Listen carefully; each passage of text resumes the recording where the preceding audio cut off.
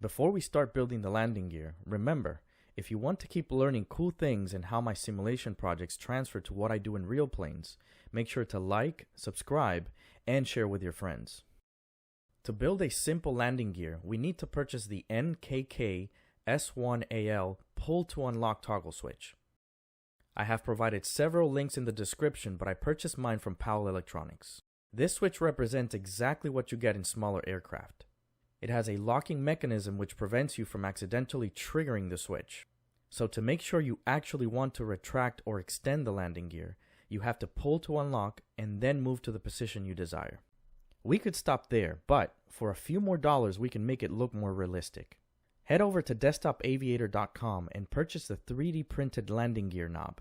To assemble, simply remove the knob that is provided with the switch and install the 3D knob provided by Desktop Aviator. So how do we get this to work with the simulator?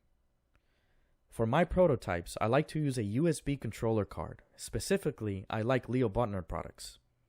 These cards connect to the USB port and are detected as joysticks. No software or drivers are required in Windows. You can then wire up buttons, encoders, switches, push buttons, and many other electronics which you can use with your simulator. And best of all, no soldering is required. This is what my setup looks like for this demonstration. The gear switch is wired to the Leo Butner card.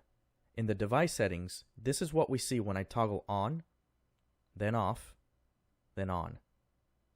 All simulators such as the old Flight Simulator X, Prepared, X-Plane, and the new Flight Simulator 2020 detect this card as a joystick. You can then just assign functions to the buttons. If you want to save time and have these types of projects built for you, check out Aviatech. They have helped me with my custom prototypes and provide high quality and realistic components such as cockpit panels, flight instruments, and a lot more.